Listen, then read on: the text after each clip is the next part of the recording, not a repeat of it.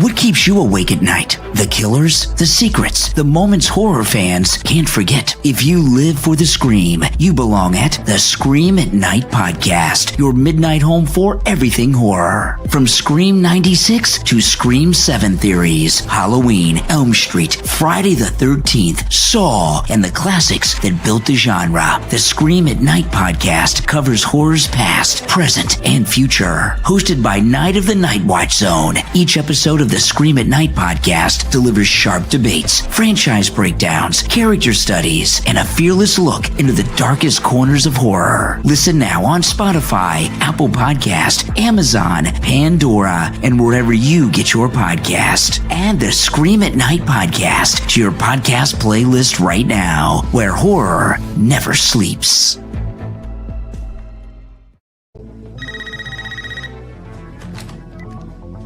Hello? Hello, Sydney.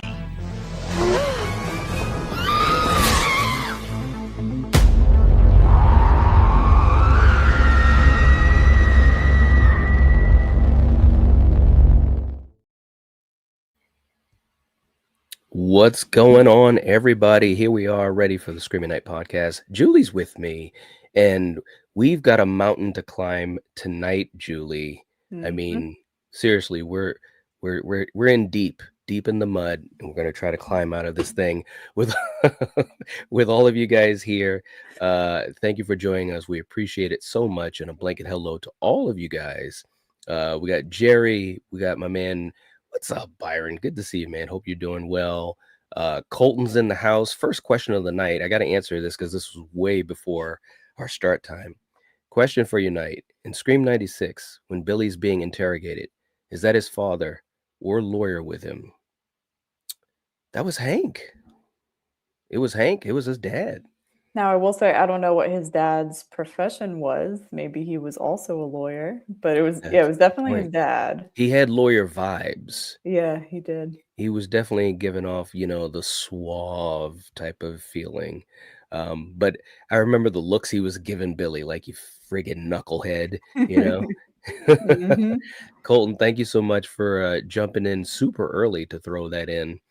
We appreciate it, seriously.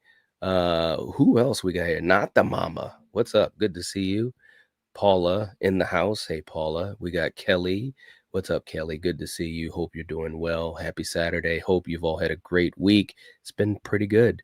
Tonight, we're going to see how we cap this weekend off almost. DJ, what's up? And we got RJ in the house as well. All right. So, and by the way, and Rachel, if you are around, check your messages, because you also have a channel member anniversary, 26 months.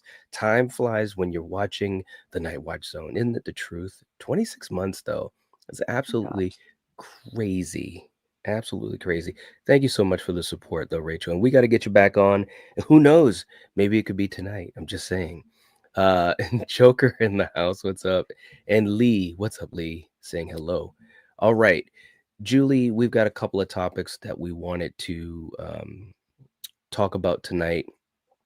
The first topic, I think this is where we got to start pretty much, is Kevin Williamson and his comments and what this might mean for Scream 8, what it might mean for Scream 7 as well, in a way, as far as our perception. First of all, what do you think? Do you think that... were you surprised to hear that Kevin said he was not going to be directing Scream 8, and he hasn't even really heard of any talk of Scream 8? That felt like a bluff, a lie. Like, I don't even know what to say. It felt... I was speechless. I saw the news. I sent it to our group chat, and I was like, hello, is this real? Right. And everybody was like, yeah, I think it's real. But it's so bizarre to me, because like my last memory of what he was talking about was he was saying something like, yeah, Nev gave me a really great idea for 8, right? Yes. Yeah. Which I guess I shouldn't have assumed, but when I hear something like that, it sounded like, yeah, this is something we're going to be working on together. Right. Exactly.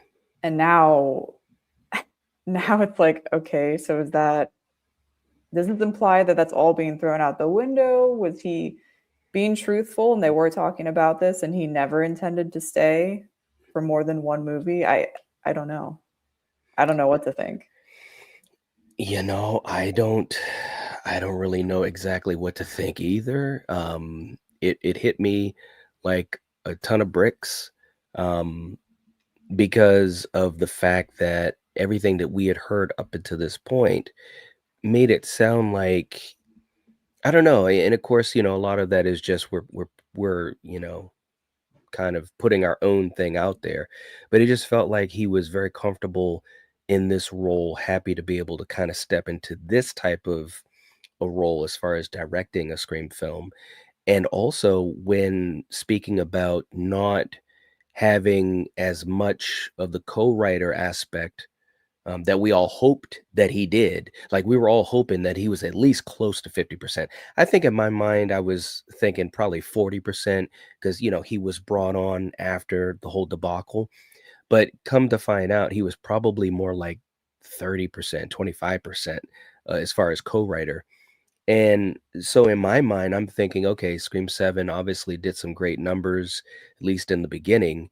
Um, let's finish this thing out. And so now next time for Scream 8, you can be the writer, or at least the main writer, and the director, and kind of bring this thing back. That was my hope before I went in to see Scream 7 in the theater, while I was watching Scream 7 in the theater, and immediately after I left Scream 7 in the theater. And so it's just really hard to wrap my head around this. Part of what was said was, he said it's great to be a part of the Scream family, but that doesn't mean I always have to be in the spotlight. I'm excited to see what the other storytellers can create. I have hope that there will be an 8, bro. There's gonna be it's He gonna be needs like to calm another, down with that. right? Like, hold on, you're so right. Let me Now take this he's off. scaring me. Let me, well, you mean scaring you like for real, or you just being facetious? Like, what is going on with him? Is he bluffing? Like, there has to be an 8, right? Bro, there's And we'll gonna get be into that with the money, but like, yeah, there's gonna be what? like another 8 of these in our lifetime, probably. I mean, it's crazy. But he I don't know if he's just playing the game as well. He's like, I hope that there will be an 8. And anyways, but it's interesting just hearing him say that, because I don't know, man. But that's what he said. Those were his quotes. I had a couple people sending me that screenshot of the quote. And so I don't know, man. I'm just really, really, it's kind of confusing, I guess. For you guys in the chat, let us know what you think as well. I know he has other projects lined up. He's got this thing with the Universal Monsters, and that's Mhm. all well and dandy. And I'm all for him branching out. When I'm reading his quote, it feels like he's saying, yeah, I know I helped to create Scream. I came in, I got us out of the hole for this movie, but that's not all I'm about. That's kind of the vibe. And I love Kevin, but I mean, like, it's like he's trying to like sidestep away from it or something like that. Do you think that there's any part of that going on?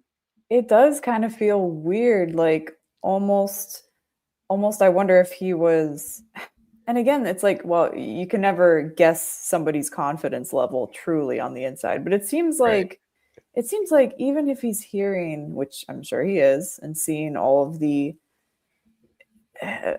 polarizing feedback from people, I mean, he didn't write. He was not the lead writer on the movie. It was Right. his second time directing. I thought he did a great job at it. I'm not an expert, obviously, but I thought it was at the minimum passable and not like Yeah. distracting. Like, whoa, this looks like a first timer.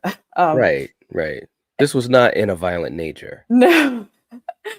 And I think Just funny. what's so like hurtful for me is like, and maybe this, I mean, this is my own fault, but it's like we were in such like a disaster with everything with Seven with the production, and then he comes in like a savior, you know? Yes. he's like, I'm taking over, I'm gonna direct. And we were all like, oh, he's gonna fix the script, everything's gonna be okay. He's here to help us. Yeah. He's here to save us. And now Yeah. he's like, oh, I think I'm gonna move on. But it was Yeah. great. It's been great, Yeah. guys. I had fun, guys. Peace. Yeah, well, and I think, and let me be fair. I want to be fair and just Mhm. let me know what you think while I'm saying it.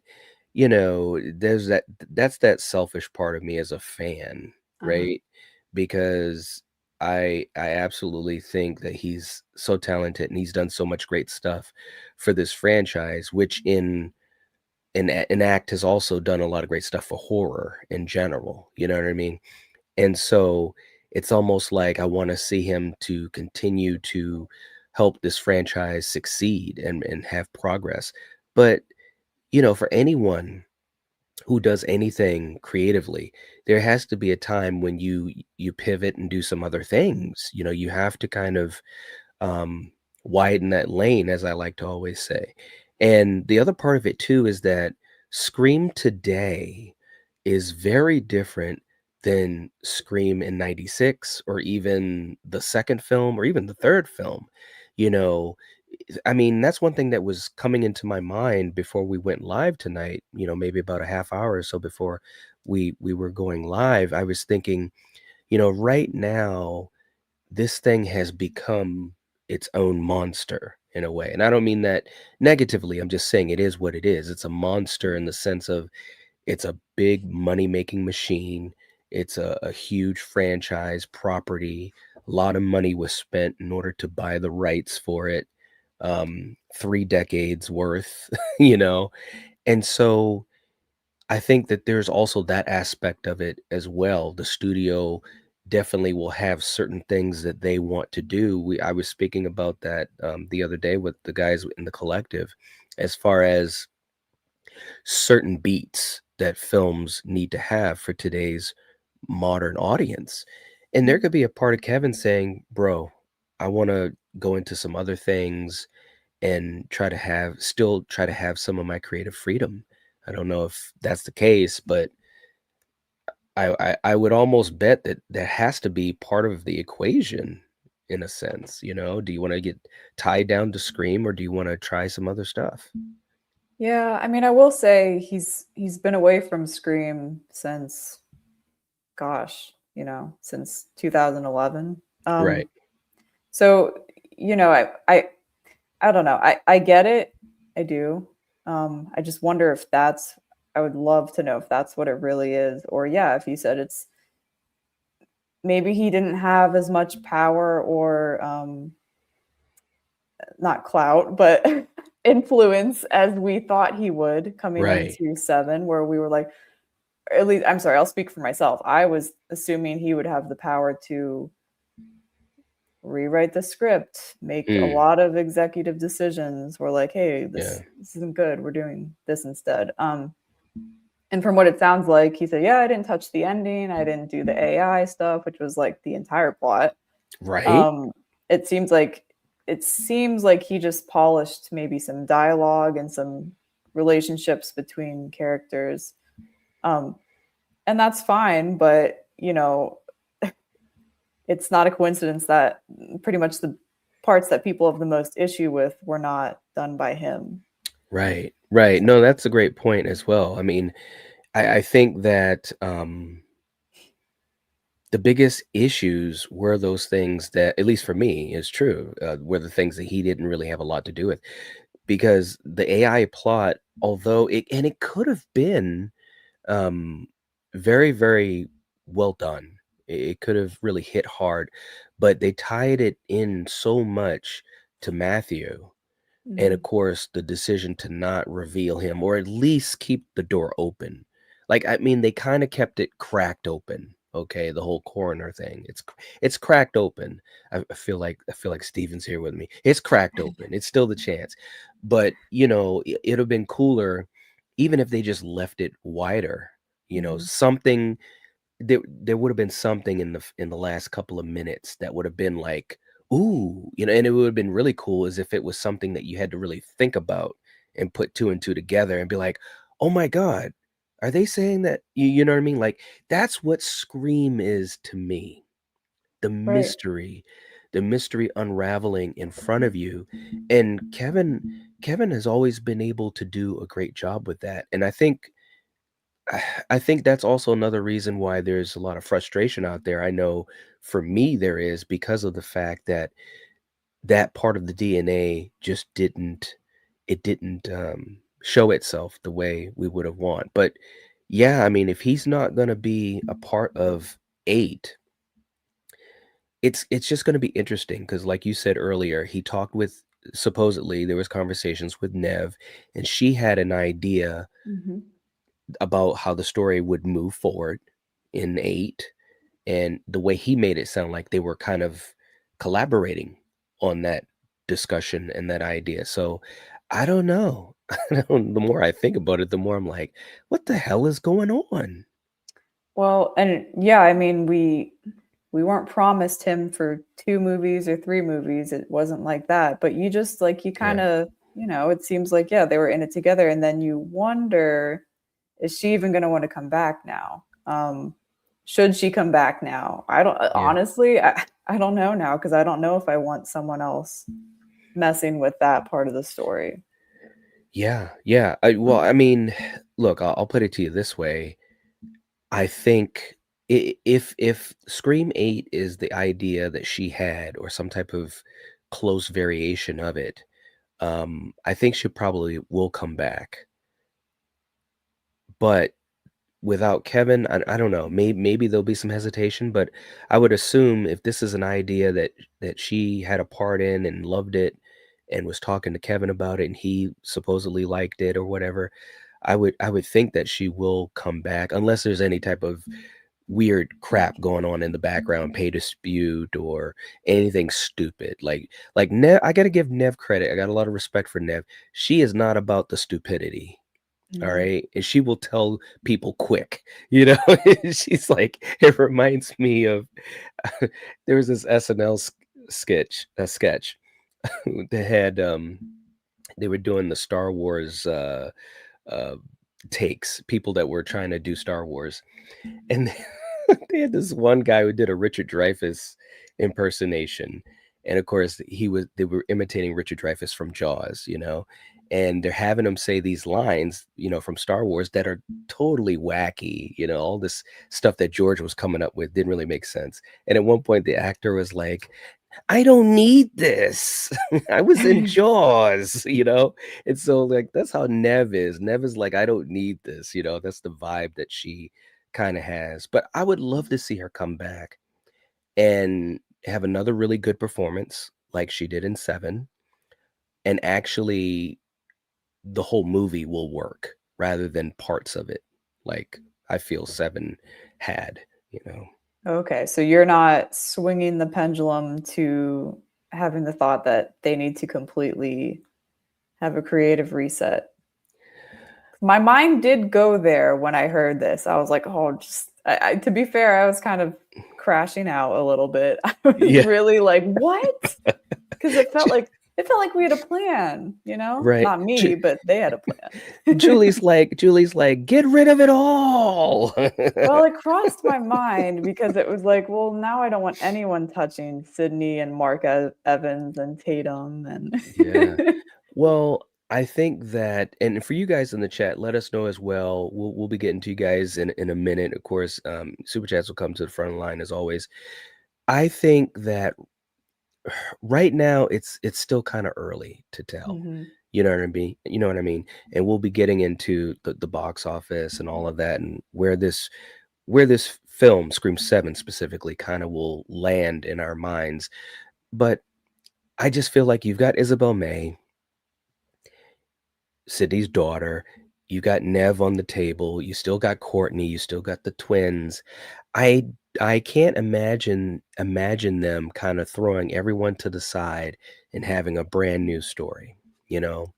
I mean, they could do that, right? Because again, Ghostface could be anybody for any Mhm. reason, anywhere, or whatever. You know, they could have a brand new story in Scream 8 where it's a whole new cast of characters. Ghostface is going around doing his shit or her shit, and it's all happening while everyone from Scream 7 is still kind of, you know, doing whatever they're doing, and they can always come back in 9 or whatever. But I just feel like, I don't know, I don't think they're going to do that, because I think that that's a more risky thing. Um, to me, the safer bet, studio wise, is as far as what I think they'd be thinking, is to bring Nev Campbell back, say, "Yep, Sydney's coming back. You know, we're gonna finish this thing out with her daughter or whatever." I mean, I don't know. I mean, what do you think? Are you thinking? I mean, I know it crossed your mind, but now talking about it, do you think the reset is the way to go? Honestly, I'm probably like 60-40 right now. 60 against, 40 for a reset. I I just to be honest, so if okay, I think I've said this a couple times, but it just feels like it felt like there was a plan, and now it feels like how it felt with 7 when everything started slow, not slowly, but falling apart. You know, we Mm-hmm. lose an actor, then we lose the director, and it just feels like, are more people going to start stepping away from this project? And I don't want another plan B again. Yeah. We keep getting a plan B, and it's like, it sucks. And it's frustrating. Now, if it's a full reset, no returning characters, I don't know. But something that did cross my mind was like, well, maybe Chad and Mindy could lead a movie. You know, Mm-hmm. we've had 3 movies with them now. You know, we're not getting the Carpenter sisters back, but maybe the twins could be the new co-leads. I don't know. Mm-hmm. Yeah. And they go to a new location, and then it would make sense to not drag everybody else back into it unless they wanted to. Do we bring Courtney Cox back though? We could. I feel like I think she worked in 7 because she had some good relationship scenes with Sid, but Mm-hmm. I don't know. The character itself is I feel like she would just be acting the way she did in 6, and I just really didn't feel that Yeah. character in 6. Yeah, no, you know my feelings I about her know. in 6. She did not need to be there, and I'm a No. huge Courtney Cox fan. Well, you know, I definitely think the twins could do that, and we have a brand new story, and they're our little bridge, right? Mhm. And they could definitely have a bigger role than what we've seen in these previous 3 movies. That is one way they could do it. I just feel like it would be it feels like it could be such a risk studio wise, and I could be totally wrong. As a matter of fact, um, Critical is in the house. What's up, man? Critical Overlord Hey. saying they gotta reset. Okay. Guy said he thinks 7 is enough for Tatum. Kevin Mm. previously said 7 is a one and done. No discussions of a plan for these characters. I'd rather new characters take over. It just seems odd to use Sydney and her daughter without a plan. See, that's what I'm saying. I mean, listen, this is how I feel. Right or wrong, the whole bottom line is you've rode the coattails of these characters into a corner. Mhm. Okay. This is the only franchise that is predicated on the characters rather than the villain. You know what I'm saying? Um, and you bring Nev back. Now she's got a kid, a family. Now, yay, we got a family. Wow. And so you're gonna do that. Mhm. And then the next movie be like, forget about those hoes. Get out, let's go to someone else. You know, it's like I don't see why they would do that. But hey, crazier things have happened, just like Scream 7, you know? Well, and it's frustrating because if they had just ended 7 in a different way, in a way where there was a thread left open where we could Right, have been like, yeah, it makes sense to continue. We have to now. And right. there's something to look forward to. They had some kind of idea. I mean, as of right now, it feels like everything was wrapped up. So that was, I think, a really big mistake. A huge mistake. I don't Here's the thing, and I know I'm ranting, and we're gonna get to our second topic, and we also have special guests that are gonna be jumping on in a second. But let me just say this. You are one of the big four. That's my opinion. The big four. Elm Street, Friday the 13th. By the way, Happy late Friday 13th, everyone. Yeah. This is New Jersey. Halloween, and you've got Scream. Mhm. When you make movies, you gotta have a plan. This is not, you know what I'm saying? You don't go into this movie, at least, look, and I gotta give credit to Radio Silence. They had a plan going into 5. Yeah. They had an idea where they were gonna take the characters. Right or wrong, perfect or not, they had a plan where they were gonna take Sam and Tara and the twins. And they did that in 6, and then, of course, we know what happened after all that. So I gotta give them credit. That's what you need to do. You can't sit there and just be like, "We're gonna do one," like, what I'm saying is, you wanna make a movie that stands on its own. You know what I'm Mhm. saying? A beginning, a middle, and an end, but you wanna have a game plan for a long-standing franchise. You wanna know where you can go after that, because it's a very high probability you'll be able to. You've got people that have been following you for decades. So, like Critical was saying, it's very odd to think, they get into all this stuff and there's no plan. "Hey, Nev, come on back. Let's do one." See ya. Well, yeah, to be fair, but they also put themselves in this situation. Spyglass, this Yes. was the 3rd movie in a trilogy that did have somewhat of a plan, it sounded like. Right. So this was plan B, again. So it's I mean, how do we have a better plan B than than I these folks, bro? I don't know, and it's I don't like know either. it's speculated that they watch people's content about Scream and stuff, but it's Yep. like, go ahead and steal an idea or two, we won't sue. Oh my god, you gotta love it. All right, so look, guys, we're gonna get to comments and super chats in a second, but real quick, let's bring on our special guest. It's about time to have her back on here. It's been a while, and I'm glad to have her. You guys know her, you guys love her. It's Rachel. What's up? Yay. So happy to be back. It has been way too long. I think Knight Right? and I realized it's been something like half a year or something since I've been up here. Yeah, So yeah. I'm so happy to be back.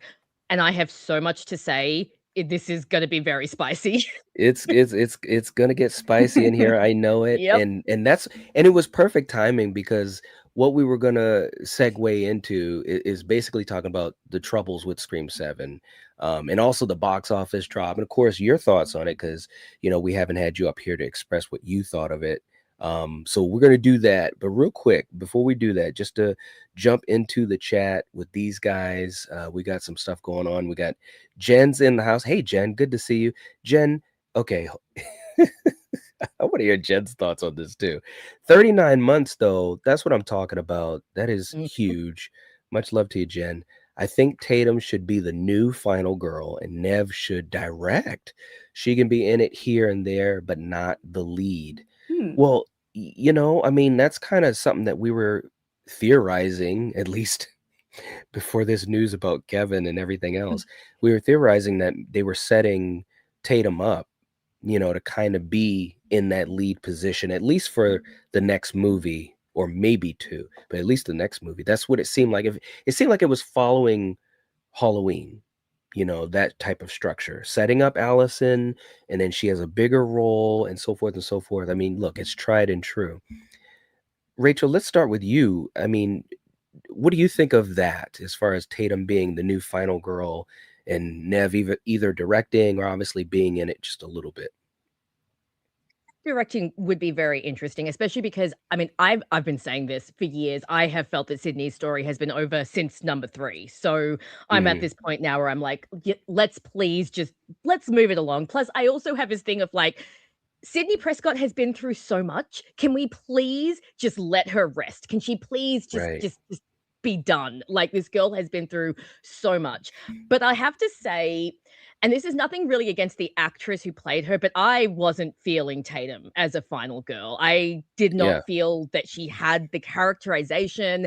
I didn't feel like they gave her and Sydney enough conflict. You know, the whole, oh, my mum won't tell me about her past. I don't know. That just didn't work for me. And Mm, I just, and this was a problem I had overall with the film, and we'll talk about this more when we get into it, but I didn't feel like any of the characters really had enough depth to then go on and carry a movie. For me, Sydney was the most solid, and that's because Nev obviously knows this character inside out by now. She knows, you know, Sydney's motivation. She knows how to bring her back out, and I thought her performance was very solid. But again, I didn't feel like she had any arc. So if they were mm, going to make Tatum the new final girl, they really have to like oomph her up. At least for me, because I yeah. wasn't feeling it. Not this movie. Yeah, I said that about Tatum as well. I mean, I think Isabel May did what she was asked to do, but I feel as though what she should have had, I know I keep saying this, but I'm gonna say it again because Rachel's up here now. She should have had a moment where she was like, on her own and used her wits and showed that oomph. The best example I can give, Allison in 2018 in the SUV with Sartain and the boogeyman himself. She couldn't have been in a worse situation. She couldn't get out. It's not like she's going to overpower anyone physically. Michael is coming to right beside her. He might as well have been hugging her. Mm-hmm. And she uses her mind. She Yep. uses her mind. She says, well, he spoke to me. And Sartain all of a Mhm. sudden he stopped the SUV. He hit the brakes so hard. You would have thought he He won did. the lottery. He hit the brakes. Bloody Sartain. He didn't care who was around. He hit the brakes. What did he say? And then she just started rolling. And I'm thinking to myself, in that one moment, I'm thinking, yeah, that's Laurie Strode's granddaughter. Yeah. Mhm. I buy into her. You get what I'm Yes. saying? See, I never had that moment. I never had a moment in the movie where I went, yes, this is Sydney Prescott's daughter. Like that, Right. that never hit me. And we Right. should have had that moment. Yeah. Yeah. I mean, I think that the way that the story was written, obviously it's a Sydney centric story, but it's almost like she overshadowed Tatum too much. Like they needed to give Tatum at least a scene like that. Is basically what I'm saying. Julie, what do you think? Do you agree with that? Because I don't think we've talked about that specifically. About Tatum? Yeah, I mean, I Yeah. thought, I don't know. I will say when I was watching it, I really didn't have a big problem with her. Although now that you said, now that you brought up that Allison scene, I'm like, oh damn, yeah, she really didn't. I mean, she did well when she was on her own. In those few scenes she had, I thought she was good. The performance was great. Nothing against Isabel, but Yeah. but again, like it was more of a Sydney movie, and that's, I think they wanted us to know that, you know. They definitely wanted us to know that. And Like Tatum couldn't breathe without her mother. It's like, teach me how to breathe. Like, okay, yeah, and I get that. The problem is that they just didn't really quite set her up for success for the next movie, if there is Yes. one. I agree. I think that there should have been a little bit more that they brought out in her. There were fragments. I mean, don't get me wrong. I don't think she was a horrible character, but Mm-mm. I just wanted something that could let her stand on her own.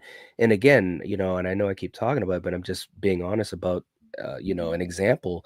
I feel like they were able to do that with Allison in Halloween 2018. And furthermore, she didn't just have to balance off of one character. It was two. It was her mother and her grandmother. You know what I'm saying? So Right. it was like, but they were still able to give her enough of a character of her own. Even though she loved her mother, they had a little rift between them, but it was because of her love and closeness with her grandmother, Laurie Strode. But they were still able to give her some things that made me feel like this chick is tough in her own way. You know what I'm saying? Definitely. Like she could survive by wits, and intelligence. And so, yeah, I kind of wish they did that with Tatum. But anyways, Jen, thank you so much for that. I definitely think, because I feel as though instead of doing a reset, they'd probably opt for a safer route and carry at least some of these characters over into Scream 8. And I would assume if they do that, Tatum would be more front and center. That would just make sense to me, or else why have her in the film, you know? But Jen, Yeah. thank you so much. Yeah, I mean Mhm. that's what would make sense to me, but I guess we'll see. Who knows? Her and the Um, twins, maybe? I don't know. front and center. Yeah. I don't know how Yeah, natural that would feel, but they had a good scene together in this one. they did. They did. I mean, you know, one thing I have to say about Mason and Jasmine, I felt like they were very comfortable in this film. At least Mhm. it felt like, although we heard that The Mason was E. sick. coli. Mason Yeah, was dealing with E. coli on set in the yeah. bar scene. Poor guy, but he was a champ. You know that he felt comfortable in his role. Jasmine seemed comfortable. Um, yeah, they could do something with Tatum. They could do something with Tatum. Um, okay, so let's open this can of worms. We're gonna talk about Scream 7 a little bit. You guys in the chat keep jumping in with your comments and so forth. I also, because I wanted to hear what Rachel thought, we haven't had a chance to really hear Rachel's thoughts on it, but also just to throw this up here, and Julie, if you want, you can kind of react to this, but Mhm. the box office, it's so weird because it was obviously front heavy. We kind of knew it would be, but bro, it was front heavy. The drop off, I believe the drop off, actually, I thought I had it written down. 74% Yeah. for the second weekend drop off. Scream 4 was only 62%, and Scream 4 was not very good as far as commercial success. Um, and I guess it earned 16 million in its second weekend, and it dropped to number 2 behind Hoppers of all movies. But Oof. anyways, 31% Rotten Tomato score. This is not looking good, Julie. I mean, Mm, holy crap. I mean, we gotta have an intervention or something. Um, but I think a lot of it is because of online, the talk, the controversy of the talk. You got people that love it. You really do. You know, especially a lot of people that skew younger, they love it. mhm. And you have some people that are very, very frustrated with it. You know, you hear this news about Kevin and some of the other stuff we're going to be talking about. Are you surprised by that drop off, Julie? Yeah. I knew it Okay. was gonna be rough, but I don't know. I figured 50, 60, but Hmm. here it was nearing 80. I was like, oh my God, dude, Yeah. that's rough. Scream's always front loaded, right? You know, people don't want to True. be spoiled. Yeah. But yeah, like you said, this was their probably their biggest drop, I think, in the series. Yep. Um, Yep. I, The I think we're biggest. sitting at what, like 156 million Yep. worldwide right now. So that's okay, but does that mean Hmm. it's not going to pass 6? Kind of feels like that. Yeah. It's crazy. The domestic is over 100 million, so that's good.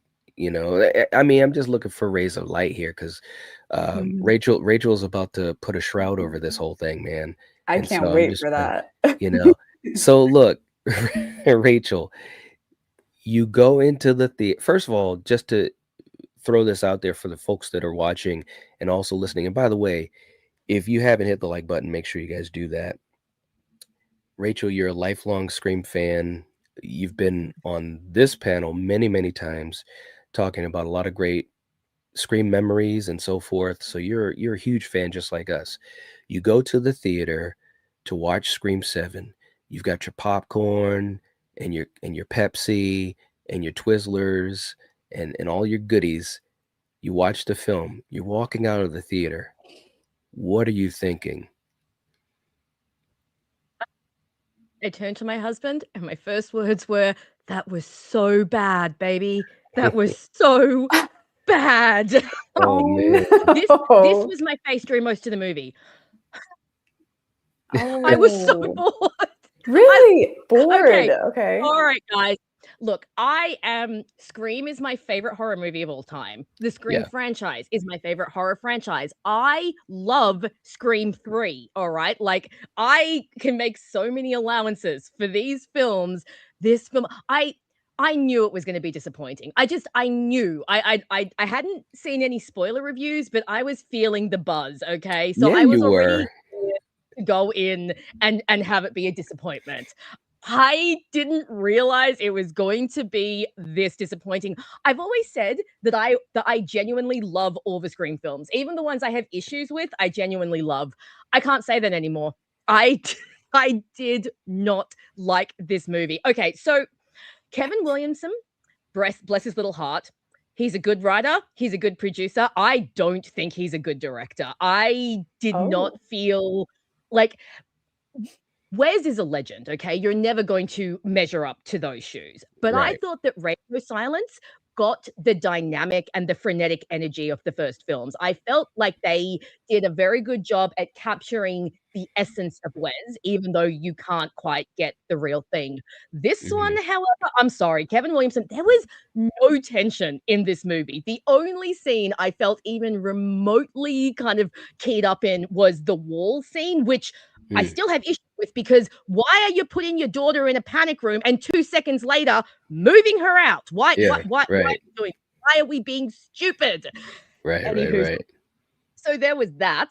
So I didn't think the direction was great. I didn't think any of the characters were memorable. Oh, and we want to talk wooden boyfriends. Derek now has someone who has stolen his crown, because Tatum's boyfriend was like the disappointing boyfriend I love ever seen. Derek. Oh, This guy walked right off the pages of an Abercrombie and Fitch, magazine, and he just brought nothing to the table. So Derek now, with his singing and everything, has gone up in my book. So there was that. Like I said, Tatum.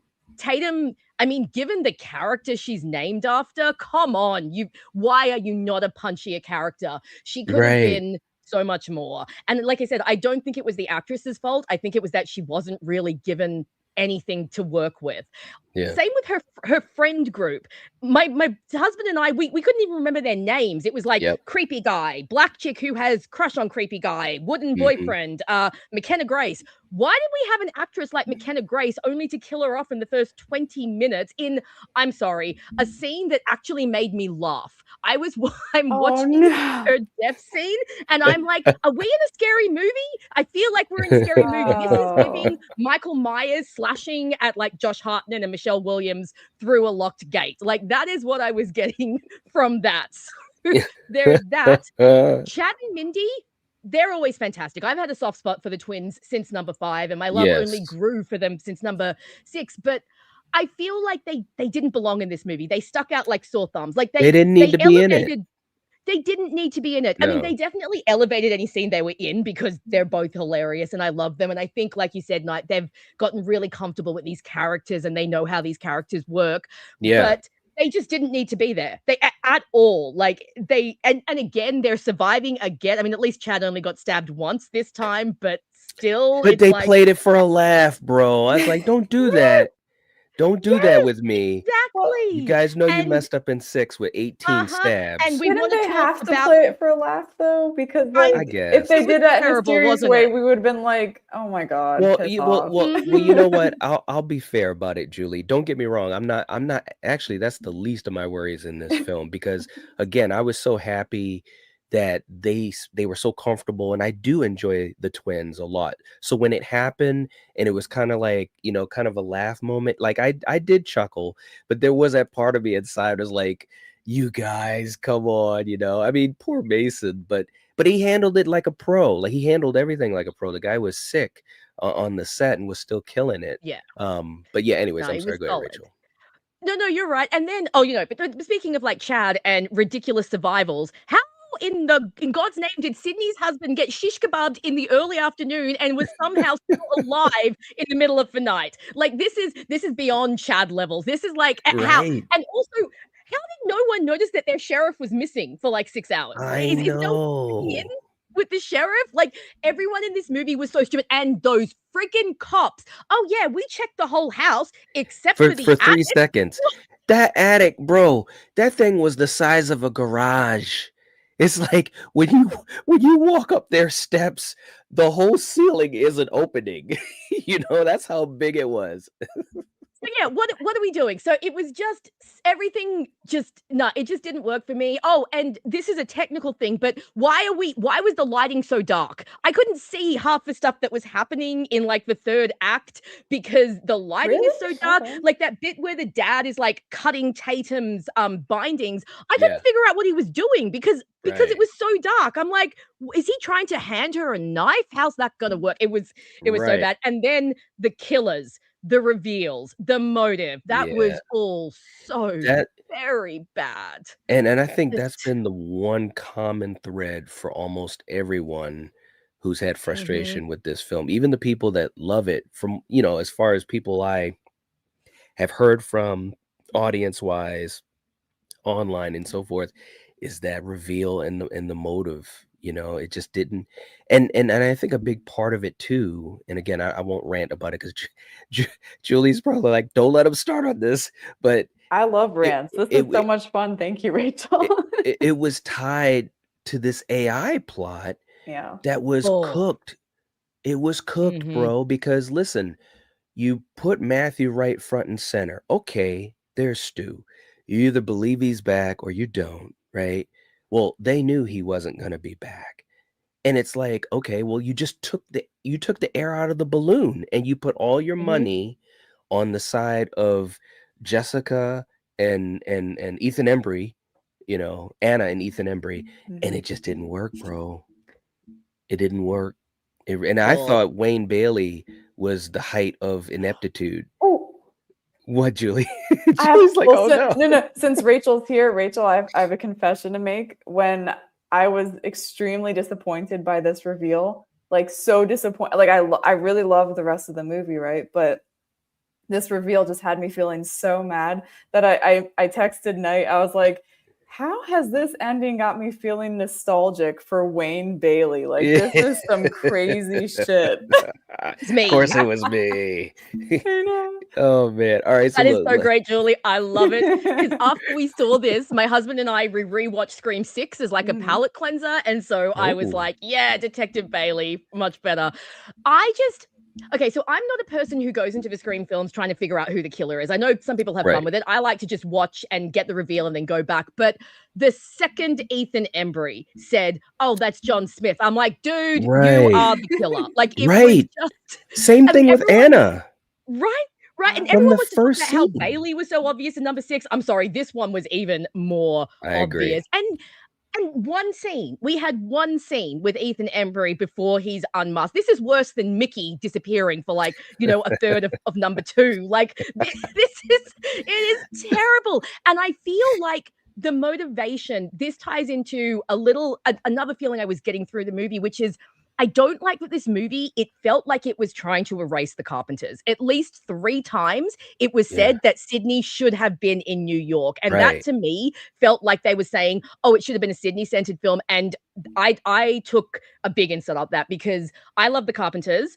just as characters, even ignoring everything that went on behind the scenes with Melissa. Just the Carpenters as characters, Yeah. we wouldn't have this franchise the way it is now if it weren't for the Carpenters. They I were agree. responsible for reviving because they tried with Scream 4 to revive it and it didn't take. But when we Right. got Scream 5, that took off. So I didn't like that the motivation and everything was tied into this idea that it should have been Sydney's movie because it's like, no, you could have done this motivation without going that way. And it just felt Right. a little almost cruel in the wake of everything that happened with Melissa, which I know we probably don't want to get too, bogged down in all of that stuff on here. We want to Yeah. stick more to the movie, but I did get that feeling watching, and that left a little bit of a bad taste in my mouth. I totally agree because the thing that got me was they couldn't stop talking about New York enough. Like they kept saying New Mhm. York, New York. Gail's talking about New York, and it's like, bro, say their names. Say Yes. their names. You guys said Sydney's Mhm. name in 6. Mhm. I Yep. honestly, and don't get me wrong, this is by far not my biggest issue with this film, but I definitely took note of it because by the time we got to the end and Sydney was talking to Gail, like, I should have been there for you in New York, blah, blah, blah. And I'm just like, yo, you guys should just say their names, bro. Just to give a little bit of respect for what they were able to do in 5 and 6, Mhm. whether people love those films or not. And of course, at this point in a franchise, at this point in a legacy franchise, you're always going to have people on both sides of the fence. There's people that absolutely can't stand the last several Texas Chainsaw Massacre films versus the original Mhm. Elm Street. The same thing with Friday the 13th. The same thing with Saw. So it is what it is, but you got to give, like you said, you got to give Jenna and Melissa credit because they were able to do these two films. And I think there's a lot of great stuff in those two films. And they kept the ball rolling, but they didn't even want to say their names. It's like, what? Come on, man. Don't do that. Yeah. That's ridiculous. Like I said, like my husband and I, we went and rewatched Scream 6, and it was so weird that Chad and Mindy didn't mention them. After the whole core four Yes.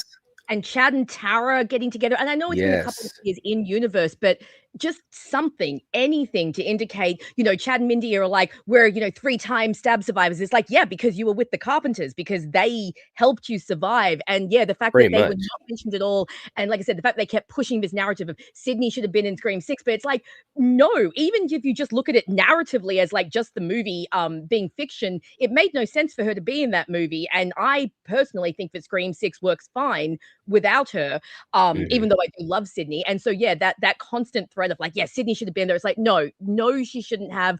We can say the Carpenters' names, we can still keep the movie going and be respectful. We don't have to try and rewrite or erase the history of these films. So yeah, that definitely irritated me. I agree. This is completely off topic, but I want it, not off topic, but a different segue. I just want to mention it before I forget because I need to get this in. The opening scene of this movie sucked. I'm sorry. It was too bad. First of all, these two losers staying in the mucker house, I wanted to kill both of them. But it was, again, there was like no tension. And what was the point? Why are we killing two randoms I know. in That's what I was Woodsboro saying. and then burning down the mucker house? Like at first I thought, oh, awesome. This is going to be a great segue into like Leslie Mucker and, everything's going to be about that. But then it was like nothing. I remember someone mentioning that scene actually might have been better at the end of the movie as like a teaser for like what we're going into next, because it had nothing to do with anything. So now, again, I have a new least favorite opening. I used to always say Scream 3 was the weakest, but at least we knew the character in that one and we had a little bit of tension, and it's still Wes directed. But this opening, so yeah, sorry, I just had to drop that in there just in case I didn't get a chance to mention. Yeah. We were so convinced that this was going to be the ending scene. Like, maybe that's delusional, but like our last stream, we were like, it's going to be the ending. It's going to be the ending. It's going to be a cliffhanger. No. Understandable. It just felt like it felt like all the things were lining up for Scream 8 to continue this story very closely. I'm not saying it's the same night or even the same week, but very, very close. And if you had done the burning of the house at the end, that would have been an amazing cliffhanger, But it is what it is. I mean, ultimately, the trailer, it's like every other Scream film. The trailer is like ruining so much shit because that one trailer, and it was the only big trailer we got a whole 1,000 TV spots, but that one trailer showed us the whole opening scene. It literally, I remember when we were reacting to it, I even said, I'm hoping that there's going to be other little things within this for the opening scene. Nope. It was pretty much the whole damn opening scene. Like, what are you guys doing with the marketing? That's a whole nother issue. Well, we got other stuff we'll get to, but let me jump back to the chat. We could rant on this forever. We got John in the house. What's up, John? Good to see you. Hope you're doing well. Saying, hey, what's up, y'all? Happy weekend. Glad to see you both on stream again. Also, hope you enjoyed the article on Scream 7. I'm hoping 8 has a solid director that honors the legacy of what came before. Man, as a matter of fact, man, it was a good article, bro. And thank you so much for all the support, even on social media and stuff like that, man. I appreciate you. I also agree. I hope that whatever they decide to do with 8 at this point, assuming Kevin's not coming back, they just have to have the right fit. That's what they got to do. They got to have the right fit, and we got to honor. You know what Radio Silence did? Like, and I was vocal about issues I had with 5. They sat down and watched 1 through 4. They were already fans, of course, and we know that, and that is true. So they knew their shit, but they actually sat down, watched 1 through 4, took their notes, and then came back together. And a lot of what they wrote was like parallel shit. Like, oh yeah, this is what we want to do. We want to do this. Definitely tell when you watch Scream 5 and 6 that they did their homework. Yeah, Absolutely. yeah. So whoever they have coming in for 8, they gotta do their homework. They have to honor the legacy, because this is the type of franchise where you have to do that. You know, you're building upon previous movies and previous lore. John, thank you so much. He came back in again. Oh, this is continuing the thought. Thank you so much, man. Whoever directs 8 has to respect Nev and the new cast in the right way. I hope they understand the Prescott family is genuinely important to the franchise. They need the right energy. Absolutely, man. That's exactly what we've been saying. You can't have, and I did enjoy Sydney in this film. I did, and maybe it's also because I missed her a lot, you know. But I think that they should have balanced things out a little bit with her, better with her daughter. I did enjoy Mark though. Rachel, let me ask you this: Did you like Mark? Because we've been railing before we saw 7, especially Julie. Julie's Oh been yeah. Joel McHale's number one, detractor. But I I was actually enjoyed him in the film. I thought he was pretty good. Was fine. He was fine. He Okay. didn't overly like blow me out of the water, but he wasn't like a sucky partner the way poor Sydney has had to deal with, and he didn't try to Right. sing to her, so that's always a big plus for me. Oh, I love the I know, poor singing Derek. scene. Poor Derek will never live down that cafeteria scene for me. Oh my Aw. god, if I was Sydney, I can't- would have dumped his ass right The then and best there. part of Derek No. singing was Timothy Oliphant being the cheerleader, man. The hype man, true. Yes. But no, Mark was fine, and he actually seemed like he was a decent cop. You know, like Yeah. all of his actions through the movie, I was like, yeah, you seem steady. Like, yep, we're gonna go Yes. warn my daughter. Yes, we're gonna keep an eye on my wife. Yes, we're gonna do this. It was his deputies that sucked. You know, oh Right. yeah, we've checked the whole house, Mark. Shut up. Yeah. And apparently he has awesome staying power. Like he's taken some immortality tips from Chad, man. Like Yeah, man. those two together, we should just in the next movie we should just send Chad and Mark to face Ghostface, and they'll take him Yeah. down, because those dudes can survive anything. So Joel McHale, I haven't really seen in much. Mostly just Yellow Jackets, where he plays like a very small role, and they didn't really utilize him that much. Oh, I hated So him yeah, in I that. thought he was fine. Like I said, Yeah. he didn't massively impress me, but Mhm. he was solid. And I thought it was kind of an interesting parallel of Sydney being married to the sheriff versus Gail being married to Dewey, almost like a little Right. repeat there. I thought that was kind of interesting, kind of cool. See, that's the thing with this movie. There were some ideas in there that I was like, oh, if you took this and you worked with this Yes. would work, but they didn't work with anything. And there were quite a few times where something would be said and you'd think, oh, this is going to go somewhere, but it didn't. Like McKenna Grace's character was all like, oh, I'm having a party tonight. So I was like, oh, cool, we're going to get an awesome party scene.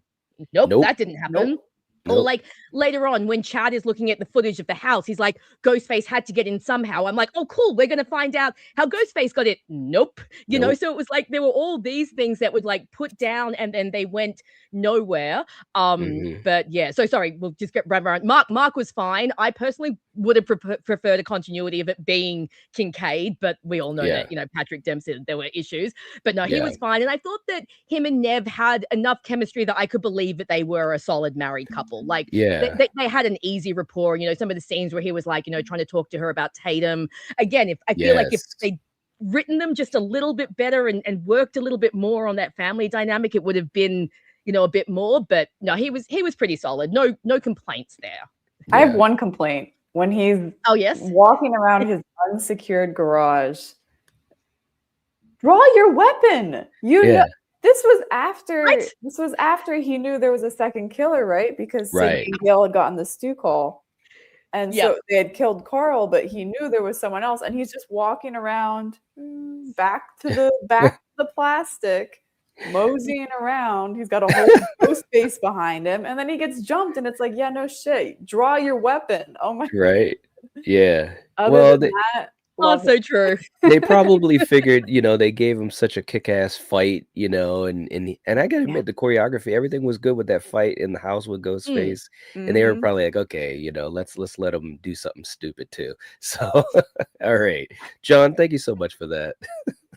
Well, I was just gonna say, did you guys find that scene where Ghostface had Tatum and like had the knife to her throat? Did you just find that odd? Because I was like, since when does Ghostface take like hostages or prisoners? Why wouldn't he just, kill her? It I don't was know. That it was was definitely weird. different. It was definitely different because I'm like, what are we gonna do here? You know what I mean? Yeah. I liked it. And I guess for me, it's like, well, they weren't planning on killing her. It was they were Right. tormenting her Fair parents, enough. and then they had a Yeah. plan for the end. But I agree, it was different. I thought it was kind of cool though, and the way Ghostface was moving, like a little Yeah. like creepy. I I you can't know, I w describe it, but it's really cool. I agree. I do think that to me, the strongest thing, or probably the strongest thing, was Ghostface, pre-unmasking. Like I like the way Ghostface moved. I like the way Mhm. he was shot. He was a lot more ghost-like. Of course, a lot of homage in Michael. We know that coming out of the darkness, he must have Yeah. done the sit-up at least 3 times. I was like, okay, Kevin, we get it. Whoever Yeah, wrote it we in get there, it. we know. We get it. You got to emulate the best. But no, I thought Ghostface was great with the attacks, with the kills. It was interesting. I felt like it was a combination of 4 and 6. The way Ghostface was in 4 and 6. Like in 4, there was a lot of intensity, like with Olivia's kill, and I felt that in this film. And of course in 6, being a little bit more tactical and so forth. So I Mhm. was happy with Ghostface in general, in this film. Now look at this. Rachel, geez, thank you so much. Gifted memberships, Hey. throwing out treats to everyone. Thank you so much, Rachel. You did have to do that. This is so Aw. sweet of you. We appreciate that. For all you guys, if you received a gifted membership from Rachel, definitely give her some thanks. She's awesome. Thank you so much. Happy's in the house. What's up? Back with us as a channel member. Good to see you, man. Hope you're doing well. Glad to have you here. We got Jen coming back in. The twins were the best they have been so far. I Oh, love wow. them. You know, if I'm thinking of them as a pair, probably. I think so. I enjoyed Mindy more in this than 6. Yeah, me Um, too. so that's for sure. People really What, didn't Rachel? like her in 6. Did You you? you didn't?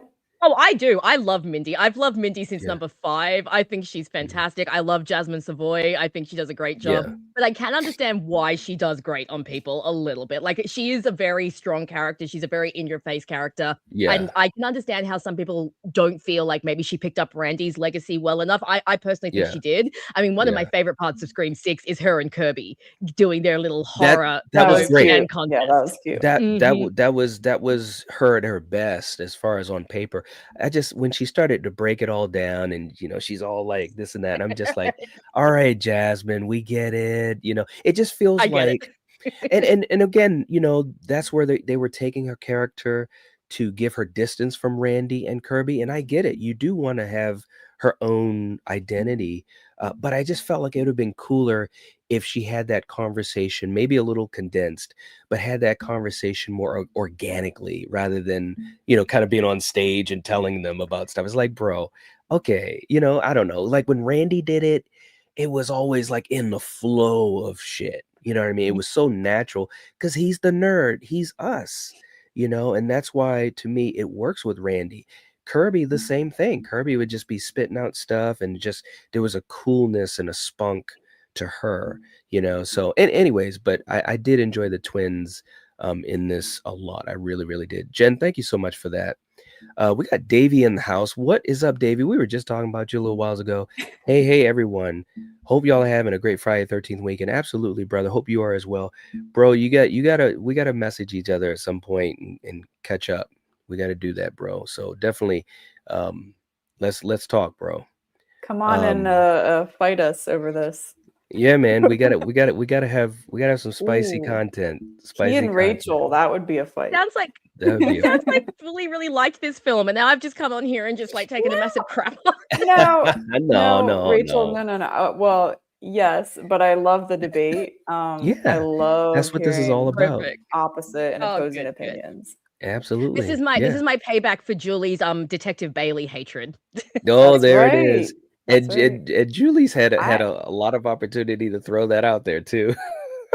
I owe him an apology. I owe Rachel an apology Yeah. because I'm telling you, I was like, man, I kind of at least he gave me laughs and joy and like I was like, I hate this, but this is hilarious. Oh my God. Yeah, that's true. That's Whereas so in this true. case, I was just like, oh man, I'm drowning in disappointment. You're like, And what I'm the not hell are we laughing. doing? Yeah. Yeah.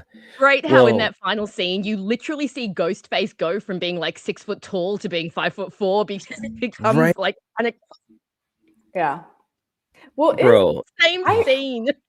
was he tall in the I remember the two ghost faces being very short in this movie. Am I misremembering? I'm sorry, Okay, there's I 3 of just remember them. at the end you can notice when Yeah, it you goes can from notice at the Oh, goes from being end. like right up with Ethan Embry to suddenly being shorter. It's Yeah, like, oh, okay, cool. We're wearing oh, lifts okay. now. Okay, we're doing well. Running yeah. around in our big platform shoes. Well, Oh, I tell you, it's crazy. It's absolutely Oh, crazy. and the end of the movie. Okay, okay. Where did Gail go?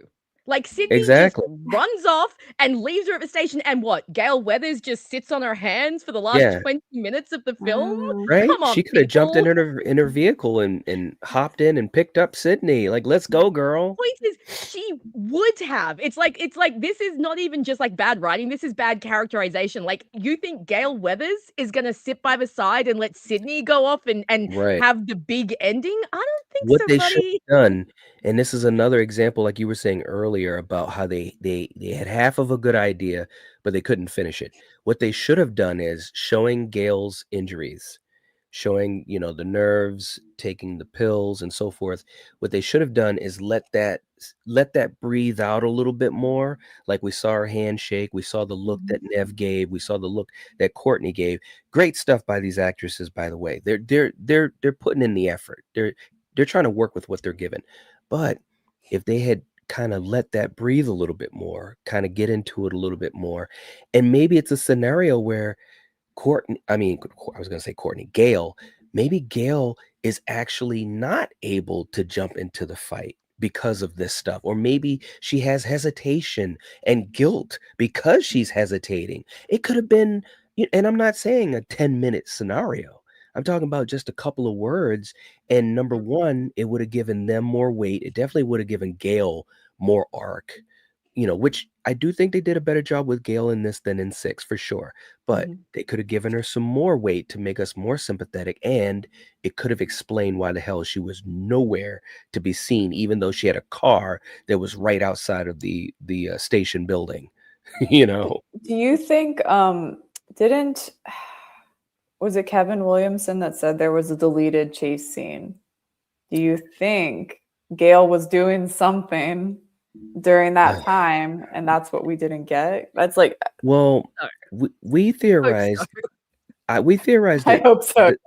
Yeah, we theorized it would probably had to have been Gail or maybe the twins, but probably more likely Gail. Then I'm wondering, well, like, did it suck? Why'd you delete that? Because, like, I mean, if I have to give her any credit, I got to give Courtney a lot of credit. Obviously, in 2, one of the greatest chase scenes of all time, in my opinion, in 2, and even in 6, everything was great except for the fact she didn't die, but she was chased in the apartment. Like, all of that was fantastic. Even the little great fight scene. and scuffle, everything's good. And I'm not trying to sound like, hey, kill them all. I want them dead. I'm not trying to make it sound like that, but I'm just saying everything that she went through and the possibility of the emotional weight, she should have died in 6. And that's the only problem I have with that scene. 100%. Otherwise, it was a great attack scene, and she's very believable in those moments. So if she was in that deleted scene, I'm wondering why didn't they show it? Because like she's money in those moments. Didn't he say something weird like maybe we'll use it next time? And I'm like, that's odd. He said that, right? Am I hallucinating? I think I heard that too. He maybe did, but that is just odd. There was so many odd choices. Right, because then I'm like, well, how? Okay, I mean, all right, but how is that going to be? The continuity of that seems interesting. Yeah, how's that going to be used now? Because you're piecing out, Kevin. What's going? Well, that and we've also Kevin. Like moved past that point in time. That's true too. I don't know. Who knows, man? And I don't even know what to expect for Scream 8. This one was for me such a disappointment that I'm just like, I don't even know if we need a Scream 8. And I've got to say, I'm really getting to the point where, okay, so I've never been on the stew train. I've always been much like, leave him, just let him be dead. But I'm at this point now where I'm like, guys, you either have to bring him back or you have to confirm that he's dead. I am tired of this Right. middle of the road bullshit. This is Right. getting ridiculous. Like, because it really feels like they want to have their cake and eat it too. They want to satisfy the fans who want him to come back, but they don't want to actually bring him back, you know, because that'll ruin the franchise or whatever they think. But I'm like, we need to go one or the other. And at this point, I'm even like, just make him be alive, you know, like I'm even ready to accept that because I'm tired of this back and forth. And I'm sorry, I thought the Stu phone calls in this were so dumb. I thought they were up there with Ghost Botox Billy. I was like, come on, this is how we're bringing our two most iconic killers back to the franchise, as a Botox ghost and as a weird AI, which obviously it was actually Matthew Lillard. But and that was another thing. The phone calls in this, we only got like what, one, maybe two Roger Jackson phone I calls. know. That's what I was The saying too. time They swapped it them was out for Stu. the AI thing. And I hated that. And it Yeah. made it so obvious right away that it wasn't going to be Stu. You know, like they were Yeah. telling us right up front, no, you're not going to get what you want. And then the other thing that I noticed they didn't have anything off in this movie, and I couldn't get over it because it's a Scream movie, no movie meta commentary. None. Mhm. How do you have a Scream movie without that angle? That's such a big part of what the Scream movies are. They comment on the state of horror movies at that time. It's a great zeitgeist Right. to watch. Like, if you want to know what horror movies were like at a certain time, watch a You Scream watch that movie. It will Scream tell movie. you. Yeah. This one tells us nothing. Yeah. Nothing. There was no meta commentary. And it doesn't have to be huge. You know, number sixes wasn't huge. Right. But it needs to be there. And nothing.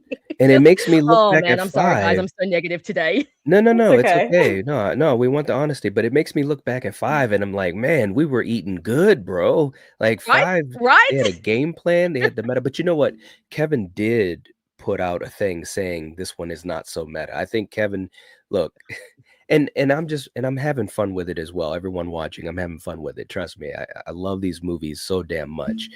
But maybe Kevin, when he saw the finished film, he just started, you know, packing up some bags and shit. Because like he even said, this isn't too meta. He says, not really meta, blah, blah, blah. And it just seems like he was just like, you know, just walking towards the door. I'm just playing. I love Kevin Williamson. I really do. It's too funny. And look, Carrie's in the house too. I want to get back to a couple of these comments. Carrie, thank you for being here. Chad gets stabbed not by a ghost face, and Mindy gets stabbed in the freaking stomach. Then they just stumble and fall onto each other. It was so cartoony. I know, man. I know. Yeah. It's absolutely bonkers. We got Jen coming in again. Thank you so much, Jen, saying, I walked out of the theater thinking I missed something. I never did go see it again. Now there are very few theaters still showing it. Well, there you go. Yeah. I can't wait to get a chance to see it a second time, just to kind of, you know, because I've absorbed so much with that first time and all these conversations since, but I can't wait for the second time as well. Duro in the house, what's up? I love this part. Wait, thank you so much. Aw. We love the fact that you're here and supporting us and enjoying the conversation, man. Seriously. Sir James in the house. What's up, James? I agree 100% with Rachel. Great talking points. Like I said, 7 was the biggest Ponzi scheme of all time. They knew it, man. They knew it. They knew it. Oh, Thank you for being here, James. not that bad. And we got I still really like it. well, listen, let me Two-thirds just of it. I still love yeah, two-thirds no. of it. Let me just say this, and we're definitely gonna have more conversations about it for sure. Like, I loved what Ghostface did. You know, it was some great scenes with Ghostface. I enjoyed seeing Nev back. I thought there were some good moments for her. Courtney was better than she was in 6. There were some moments I enjoyed with Sydney and her daughter. I appreciated that type of an arc in this film because to me, that's the only place you could really go that was interesting enough after, like both of you have said, 3 was the greatest ending she could have ever had. But now the only thing you'd be more afraid of than your own life being taken is your kid, right? That's the only other place you could go. And so to me, that was interesting. And I think they did some good stuff with that. I enjoyed Mark, a big apology letter to Joel McHale because I thought he was fun. And I enjoyed some moments of here and there sprinkled. I enjoyed the twins, but yeah, there was frustration with the plot, the AI plot. There was frustration with the reveal, the motive. even at the ending when Jessica runs, and I'm like, oh, Yeah. okay. And it's like, it doesn't go in. Like, it was like 3 seconds later, Sydney kills her. And it's like, what are we doing here? Oliver's got a channel member anniversary. Oliver, thank you so much. Saying happy weekend, everybody. I think the Scream franchise is about to die. Sorry to say. Ooh. All hail the Saw franchise. Jigsaw will put Ghostface in a I'm like 50% with Does you love there, Jigsaw. Oliver. I want to play a game. Oh, What's your favorite man. scary movie? Right? Yeah. All of them back and forth. Yeah. So good. Oh my God. Thank you so much, Oliver. We love you, man. Kelly's in the house too. Thank you so much for being here, Kelly. If Kevin isn't directing, then we need a reset on the writing too. Guy Busick clearly doesn't understand how to write Scream movies. Hashtag sorry, not sorry. There we I do are. think we need a new With you, writer. Kelly. I thought the writing was so weak in this movie. I just, like I said, no characters. Not Which is a so- single memorable character from this But movie. It was but it's terrible. it's so weird how off it was because of 5 and 6 do have their issues, but at least, like you said, there was pop, there was tension between the characters. I think 6 was able to kind of figure out character balance a lot better than 5, because in 5 we didn't have a lot of time with Wes, we didn't have a lot of time with Liv, we had no time with Vince, and so forth and so forth. But in 6, we had some pretty good balance of time, and so it's just weird that the writing was so off on this one. And I know part of it could be because we had to pivot. I think even in my own head, I've got to at least allow that to be understood. Right. The pivot obviously I do made a difference. get that, but they had to pivot with Scream 6 too, because remember the original plan for Scream 6 was to bring Nev in, and I Right. thought that Scream True. 6, when they lost that storyline, they did a great storyline of just like incorporating the Carpenters storyline in. So like I get what you're saying, but by the same token, it's like the series has been reset before and managed to True. still put together a dynamic story. I mean, Wes was doing it all the time. It's like True, Wes, true. Wes always had to pivot, but of course he's Secret the half master. brothers and everything. Let's just make this work, guys. Like, okay. Yes. Oh, but no. Too funny. The writing was definitely odd. And there are even choices that were, again, this isn't like a huge nitpick. This isn't like, oh my God, it ruined the movie for me. But even things like what Sydney's doing for a living, okay? Like in number 3, Yeah. her working at a women's crisis counseling center, that made absolute sense to me. A lot Right. of trauma victims will go on to work in these sorts of areas. When she wrote the book in number 4, I thought that was suited. But now she's running a cafe because that's just what she's doing. Again, like it's not a huge thing. It's not, Yeah. it doesn't ruin the movie for me, but it makes me feel like you didn't organically look at this character and think about where her life would actually go. And yes, you can go with the whole, she's trying to be anonymous in a small town, but I don't know. It didn't feel organic to me what they did with Sydney and where she was in her life. And I also do not believe that Sydney Prescott would raise her daughter to not know how to take care of herself. Like she doesn't have to go full Laurie Connistrode, Right. Like we don't need that. But at the very least, Sydney Prescott should have taught her daughter how to use a gun. Like the fact that Tatum at that climax scene is all like, Mom, I don't know what to do. It's like, girl, Right. You're Sydney Prescott. You know that Ghostface is going to come after you every 5 to 10 years. So why wouldn't you arm your daughter? Right. That's true, man. It is Your so dad's true. the police chief.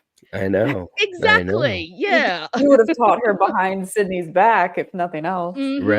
Right. Kiddo, come with me Absolutely. out to the range. I got some stuff to show you. That's what I would have done. It'd be, bro, if I married Sydney Prescott, listen, my kid is going to basically be a ninja when I'm done with them. What? Okay. You know what's coming. Like Rachel Right? said, you know it's coming. Jeez. You might as well do Yeah, something. this isn't like Laurie Strode who had like one traumatic incident and then never forgot about it in that canon, Like Sydney, this is a regular part of your life, girl. You know that Yes. sooner or later it's gonna happen again.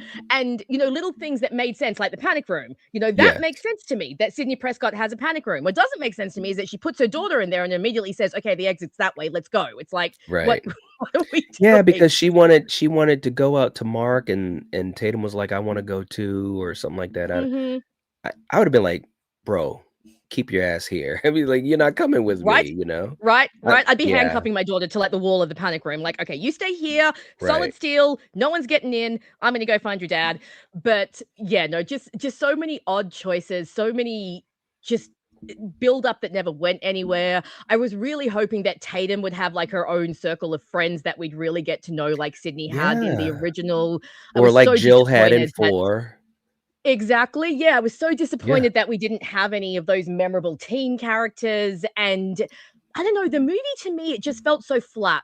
Like it just all of the other movies, even ones that I don't love as much, like 4 and 2, they are still so dynamic. They're still Mhm. so they have this energy to them that sucks. I have never been bored in a Scream film, and I was bored in this movie. And my friend Keith and I always talk about this. We always say the very worst thing a horror movie can be is boring, because if it's Right, bad, you can still have fun. If it's schlocky, you can still have fun. But if it's boring, you've done something wrong. And right.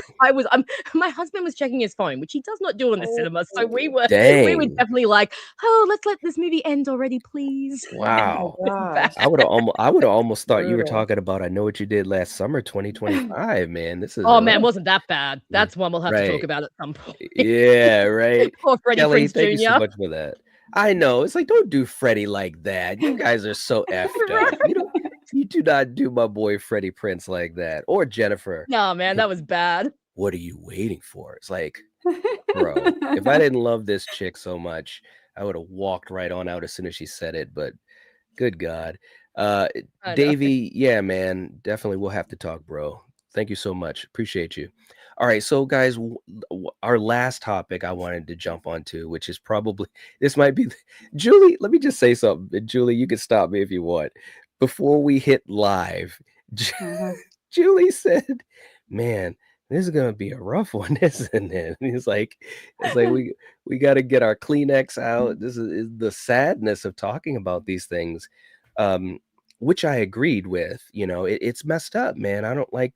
Listen, when Halloween Ends came out, and we all talked about it, especially on the collective. I Oh knew my God. I knew I was gonna get my ass roasted, and I did. And you gotta Good. you gotta take your medicine, bro. What could I say? They effed up, you know? They effed up in it. So it's like we gotta be honest and just call it what it is. The good news is that, you know, especially these older legacy franchises, they still have a lot of great things within the franchise. So that's all I can say about Scream as well. But look, our last topic that I want to talk about is Anna Camp's comments about the script. And I don't know if you, Rachel, I don't know if you heard about this. Julie, you've heard about it though. He said Yeah. that they let her improvise like the end of the movie. Like they didn't really give her much direction. They just let her go for it. Yeah, I read that and I was like, how do you do that? Like that Bro, doesn't make any sense whatsoever. There are some things you can let an actor improvise, but not the climax and the reasoning and the motivation for your movie. That's no. So even yeah. even worse than that though, Anna said that they basically had her in the opening, in the beginning of the film, you know, when she's talking to Sydney and shit. And Mhm. then at the end, she had to lobby to get more screen time, most notably. And what happened was that scene with Gail, which kind of does seem totally out of left friggin' field. Yep. Mm. That was the scene that they added in because she asked for it. She had the wherewithal to say, bro, I don't know if you guys know, but I'm a Ghostface killer. And yeah, I should have some more presence in this film. She had to lobby for that. And it's What just, and are That is we doing? crazy. and that's the scene they came up with. That's Like, the just scene, according to what she said. no, I know. Where's I'm just saying, and I like, believe her, no, I do. I'm just saying they couldn't come up with something right? better. Yeah, and you know This the is thing insane to about me. it, yeah, it's totally insane. And the thing of it is this, okay? Think of this: Billy, Stu, Roman, Mickey, Mrs. Loomis, Jill, Richie, Amber, even the Baileys, bro. Even Ethan Bailey, bro, Oh, had even Jason. had Even Greg, Jason.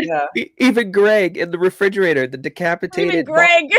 Greg had more presence. Look, no, I'm playing, but no, but what I do mean is that all these other Ghostface killers, they had their moments in the movies, and even if you suspected them or whatever, she was so sus. That first scene that she has with Sydney right outside of the house, I believe, is where it was. And just the way, and I don't know if it was just the way it was. Well, obviously, she's, you know, acting for what's written, but the way it was written and the way it came off, I was just like, boom. And I already had pegged her because, look, one thing that could have helped this film a lot is if her name instead of Jessica was Leslie, but that's a whole nother story. Yep. But I would have a bro, completely different attitude. it right would have now. changed everything. Even if Stu is dead, that would have fixed that whole AI plot. It would have fixed the opening scene. It would have made that third act pop better. And she has a myriad of reasons why she could be doing it, why she is doing it. Stu, Vince, whatever. Add in Out of Darkness if you want. I don't care, But anyways, yeah. So Anna, first of all, with Julie, let me ask you, how crazy is this that the Ghostface killer herself, one of them, was basically outthinking the filmmakers about her character? So, unfortunately, this kind of sounds familiar because didn't Melissa Barrera say for 6 that she had to fight for more for her character? Yeah. Whether that was more scenes or development or just the way her character was going, I don't remember or know if she specified, but I do remember that she had to fight for something better for her character. And that sounds a lot like what happened here, which sadly makes me think it's got to be the common denominator is the writer here, right? Right? So It's that like, sucks.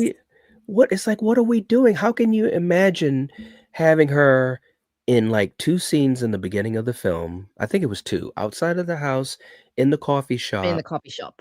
And I don't remember any others until the Gale scene. Yeah. I think that was it as far as scenes. I can't remember. But She shows up in the gym after the McKenna Grace death. okay, yes. But Yes, you're that's right. it. Yeah. Okay, so that's 3 scenes, and then you would have had the reveal. And it's like, bro, you guys, she was so sus.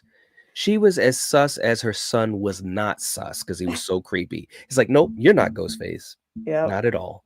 I was like, you guys could do a better job than this. That was so, and Anna Camp is very talented. Very talented. And so is Ethan. And Ethan, like you said, Rachel, as soon as that's my buddy John Doe. Woo woo. It's like, well, first of all, bro.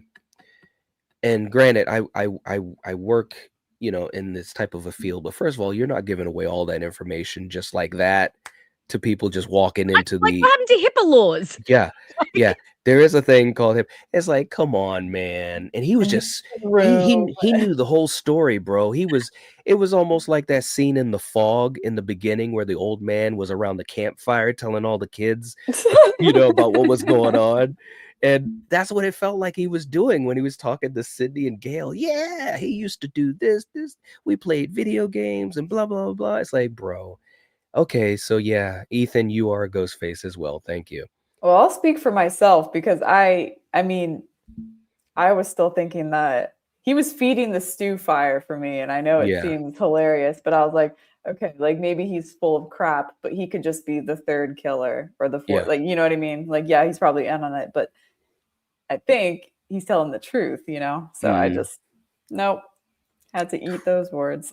Absolutely craziness. I just can't believe that they left Anna Camp out in the cold like that. And just the way that she was talking, and don't get me wrong, again, everyone that's watching, whether you like the movie or not, it's fine. Your opinion is valid. I'm so frustrated with it, not because I think it's the worst thing ever created. I'm a dude that has watched tons of 80s slashers, early 80s slashers, where they were using camcorders that I could buy at Walmart. Okay. So this movie is not bad like that, but it's bad because of the ceiling that this franchise has been able to hit, and it's a very cerebral franchise in the sense that you have the mystery, the motive, the characters, the dialogue, the interactions that always keep you moving. You watch something like 96 and Wes is just juggling everything. Billy, you believe he's the killer. He's not. He is. He's not. He is. Stu, the charisma. Randy's calling them all out. But can you believe it? There's red herrings all over the place. And then right at the end, just when you think you understand, you don't. Billy's revealed. You're like, oh, crap. But the big reveal is Stu. So, that's in a lot of these films. I'm not saying every sequel, but a lot of the sequels were able to come to the ballpark of that, to really make us invested. But this film, it just didn't do that. And that's why I'm so frustrated. And it seems as though, yes, they had to pivot, but like you guys had said, they had to do that with 6 as well. So my question is, why does it seem like there was carelessness? I mean, you've got Anna Camp, who's one of your Ghostface killers. That's basically, she just seemed like she was beside herself, kind of almost chuckling about it, saying, yeah, and I'm like, what are we doing here? How can you, she's going to be one of, the chosen few to be Ghostface killers in this franchise that's 30 years old this year.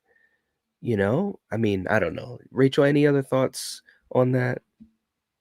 Like you saying that about Anna, saying that they hadn't put her in the film and they left her motivations up to her, is now making more things make sense about the film. Not the film make actual sense. Like, for example, I got to the end of the film and the Ghostface killers are revealed and they're like, this is our motivation. And I'm like, okay, so why did we kill a bunch of teenagers? Like, what was the point? Like all the other films, their random killings are not actually random. Like in the first one, they killed Casey because she used to date Stu and because they want to unnerve Sydney the next morning. They killed the others because they're building up to this big bloodbath. Number 2, they're killing mirrors of the first movie. Number 3, they're killing the cast. Number 4, Jill is killing her friends to make herself Sydney. Every single movie, even the kills that look random, they have a reason. Like number 6 has all the collateral damage because we're out in New York City. We have a lot more people, et cetera, et cetera. So those kills made sense. But I'm watching this movie going, okay, so you were mad at Sydney because she wasn't in the last movie or she wasn't, at New York. So in order to do that, you're going to kill a bunch of random teenagers that have nothing to do with her. And if they were after Tatum, maybe that would make sense because they're her friendship group. Right. But we're just going to kill a bunch of random teens for absolutely no reason. But now that I know this, that makes more sense. It's almost like they wrote the kills in this movie before they wrote the motivation, and that is the wrong way to do it. You have to write the motivation first, and then your kills come from the motivation. Like, no Scream film has been as tight as number 1. None of them. Like, number 1 is almost perfection. You can go through every scene and you know exactly where Billy and Stu are. You know exactly how they did everything. Now, of course, number 2 and 3, we have some teleportation issues and all of that. But for the most part, you can still see the plan. You can still understand what happened, et cetera, et cetera. But this one, no, they're just flailing about. So you know how Julie said that this made her look on Bailey a little bit more kindly? This now has made me realize that Charlie is not the worst Ghostface out there. How did that happen? Like, how did we... Wait, you thought he was worse than Ethan, Rachel? See, Ethan. Ethan is so not memorable that I forget about him all the freaking time. Right. Charlie was putting in work. Charlie, at least a lot of the kills in number 4 actually are Charlie. Jill is doing the pulling of the strings, but he's doing the dirty work. So at least he's got that. I just find Charlie so pathetic once the mask comes off, especially when he doesn't see the betrayal coming. It's like, Charlie, sweetheart, be smarter. How many movies have you watched?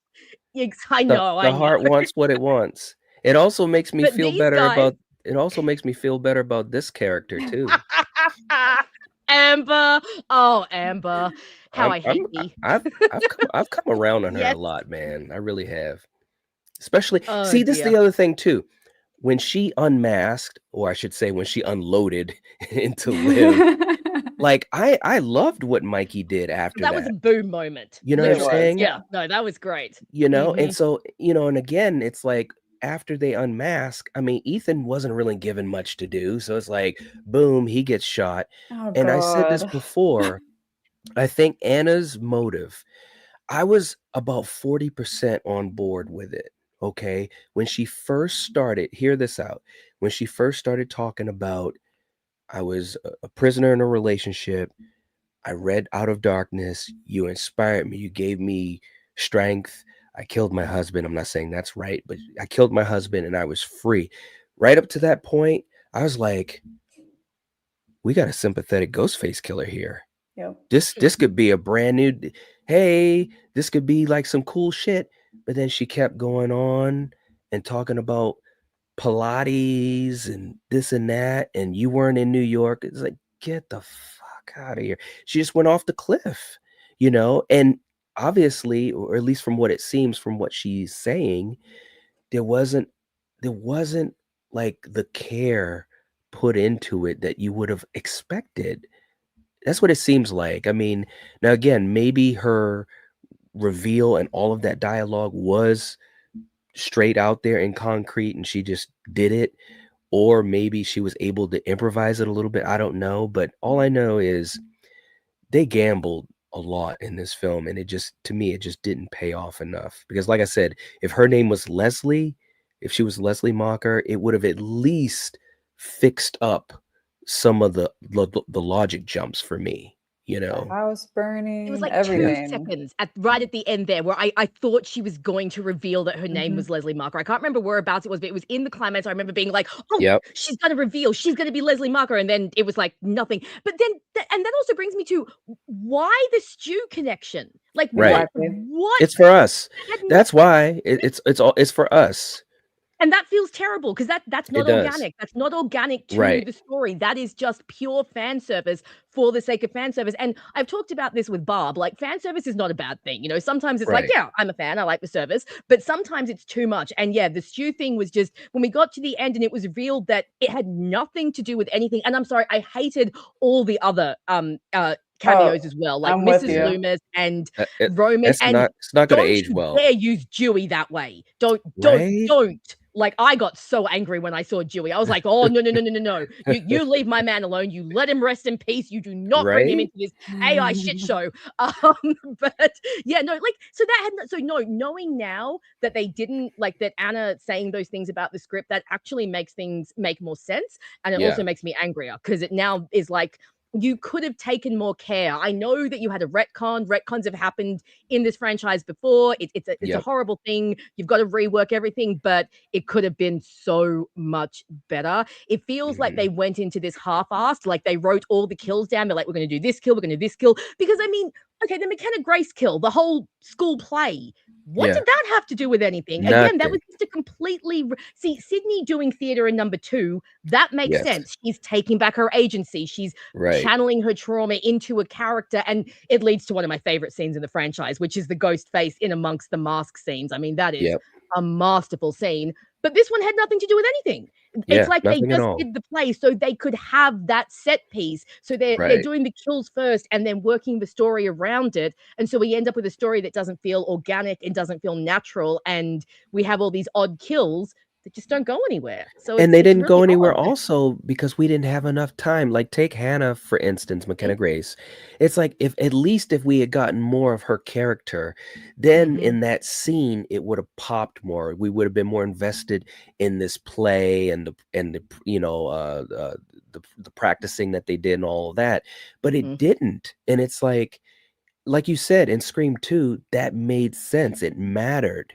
It like actually elevated the story if nothing else.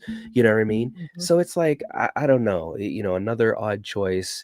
And again, with the whole thing with Anna Camp, and I had said this, I think I said this a couple of episodes ago, Julie. I said, at some point we're gonna find out.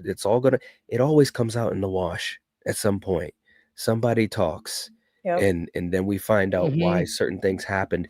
And unfortunately, these things that we're finding out, and I'm sure there's more, but these things that we are finding out is starting to paint the picture and showing us why things happened the way they did, which of course there was a lot of frustration about it. Like I said, this is not in a violent nature. Okay. This is not Skinamarink.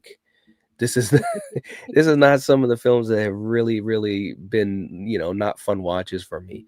But at the same time, such a big fan of Scream, and I was just so happy and excited to go down this road and maybe have a great mystery of sorts. And it just didn't. It didn't happen, bro. It didn't happen at all. And this is a huge, like, and again, it's the marketing. I don't know who made this decision, but it's like, if you're gonna have a small motive like they did, small in a certain type of scale, but Mhm. do not have your marketing going, I've been waiting for this my whole life. I'm gonna burn Mhm. it all down, which wasn't even Yeah. in the movie, by the way. Right. I'm so sick of that. Like, I'm so sick of it. If it's Yeah. small, it's The small. marketing was then all like people are gonna be where interested we grew anyway. up. Yeah. Yeah. It was very hinting that like this is going to be some big deep dive into the past, and we're going to, even if it wasn't going to be bringing Stu back from the dead, we all were under the impression that this was going to be someone from Woodsboro, Right. someone Yep. from Sydney's past, someone that was actually going to mean something, and it just Yep. turns out to be just some random person. No, I'm with you, Julie. Definitely, the marketing was very misleading, and marketing obviously can be misleading. You have to keep some mystery, but not to this degree. This is one of those ones where you watch the trailer and the movie's a completely different experience. It is, and it really it's jarring because, like, and I said this before the film, and I kept saying it, if it's not Stu, and look, and I was ready for this to not reveal Stu. I don't know many people that were Stu truthers that were like, yeah, 100% he's gonna be alive. I think everybody was like, it'd be great to see it, but we're not banking on it. We're not losing in Vegas.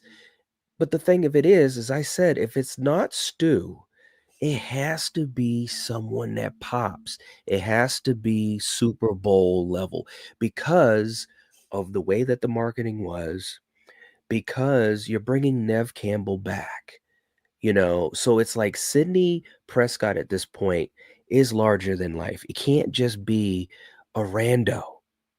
You'd have to have a very good story, and I'm not saying it can't be done, but you'd have to really have a great story. It has to all work.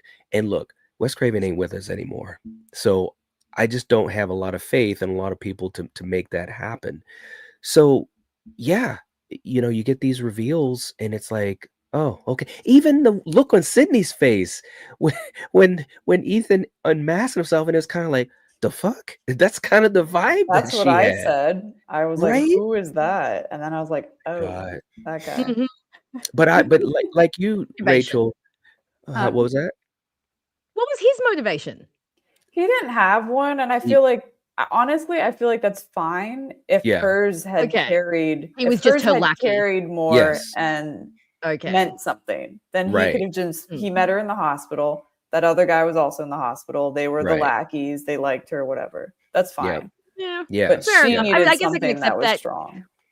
Still slightly disappointing because most of the double duos, they both have some sort of motivation. Like Mickey wanted to be famous, and Stu wanted chaos, and Charlie was in love with Jill and wanted to become the new Billy and Stu. So they all had their own motivation. But Ethan Embry is just hanging around, just like, yeah, cool. I like this chick.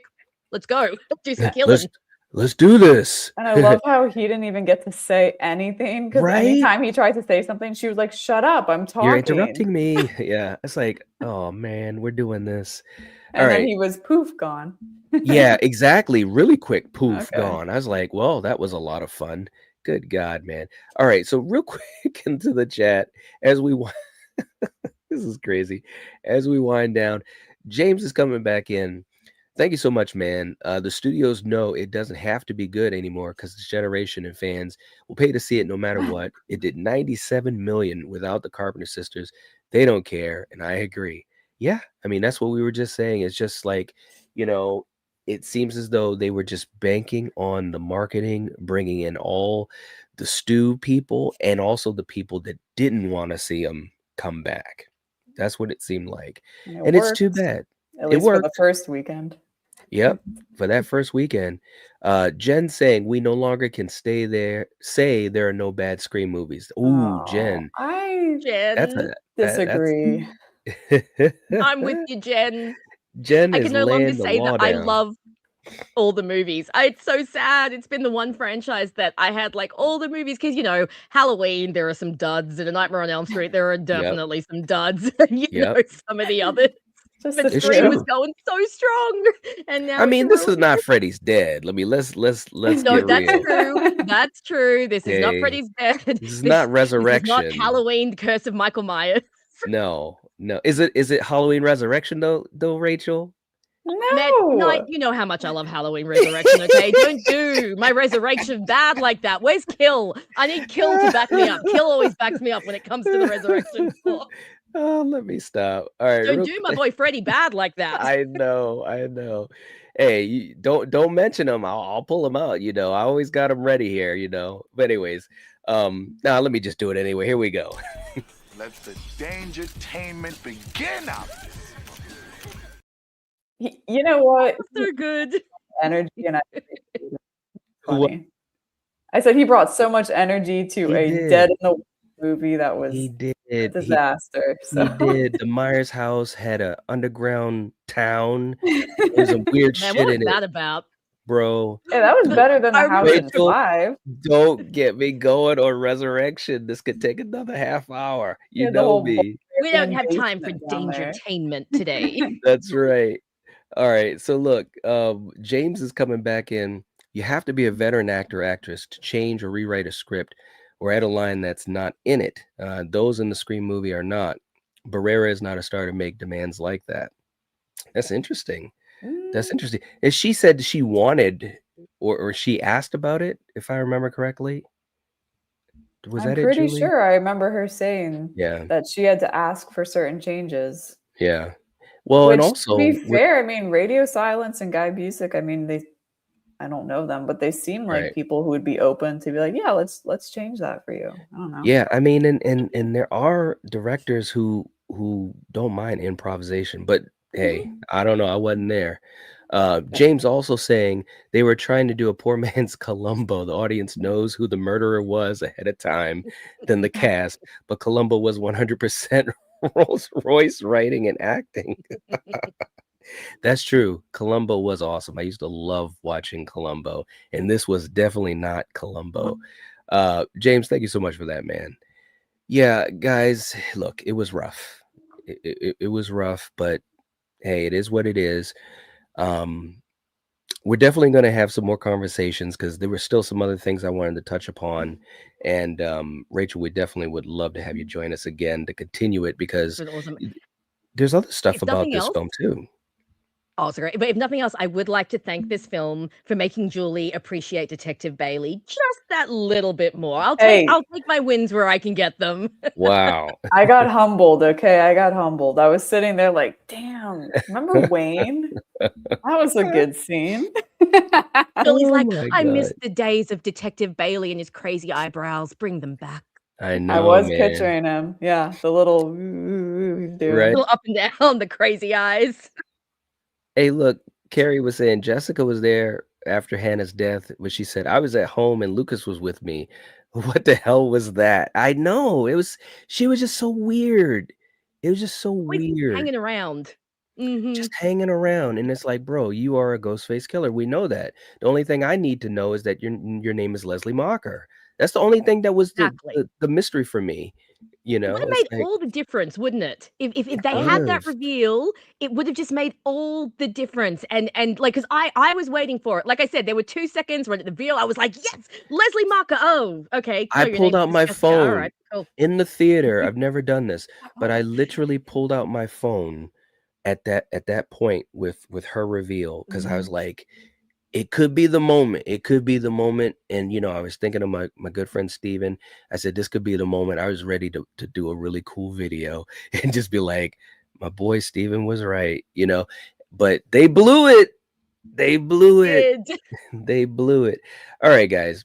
We're going to get ready to come to the end here. For everyone in the chat, thank you so much for being here. We really appreciate it. If you have not hit the like button, please do. It would help us out a lot. We'd really appreciate it. And also, if you're not following Rachel, make sure that you follow Rachel. We'll have the link in the description. It might have been in the chat. I'm not sure, but definitely make sure you're doing that. And yeah, we will be talking to you guys next time. Take it easy. And as always, if you're watching this, if you're listening to this, you are the Nightwatch. Peace.